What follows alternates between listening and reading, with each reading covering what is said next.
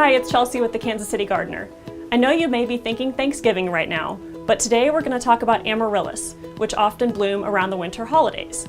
The basic message today is that if you want beautiful amaryllis blooms for the end of December and beginning of January, you need to plant the bulbs as soon as possible, since they take 6 to 8 weeks to bloom.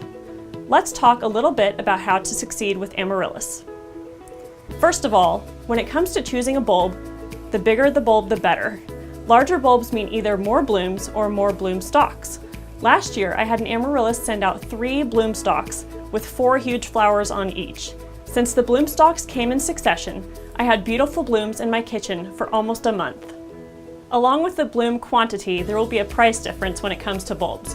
For example, this one from a local garden center was $12 and will give me 2 or even 3 bloom stalks. This one from a big box store was $7 and will probably give me 1 or maybe 2 bloom stalks. Either is fine, but I generally prefer larger bulbs because they give me more blooms. Now let's talk about planting. In my opinion, the most important tip I can give you for having success with amaryllis or houseplants in general is to choose a container with a drainage hole. It's very easy to overwater indoor plants. Even I do it sometimes, and without a way to drain, too much water can collect and cause root rot. So it's really important to have a drainage hole like this one. Apart from the container having a drainage hole, you want to choose the correct size.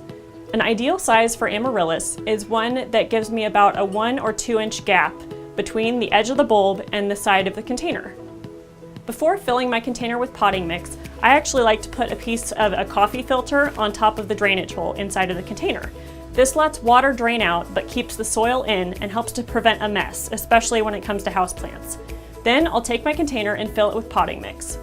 When I put the bulb in and continue packing soil around it, I'll make sure I end up with the top third of the bulb sticking out of the soil.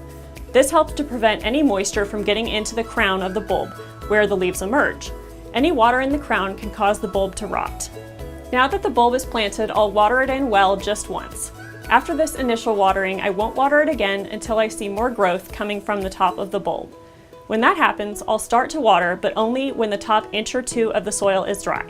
To test that, I just stick my finger down about an inch or 2 into the soil and feel if it's damp. Being mindful of things like soil moisture prevents rot and helps plants stay healthy. If you don't like the look of bare soil, you can always top dress with something like moss or rocks. Amaryllis tend to do best when they're placed in a bright area where they'll get gentle sun. I'll put this one near an east-facing window that gets an hour or 2 of direct sun first thing in the morning and indirect sun the rest of the day.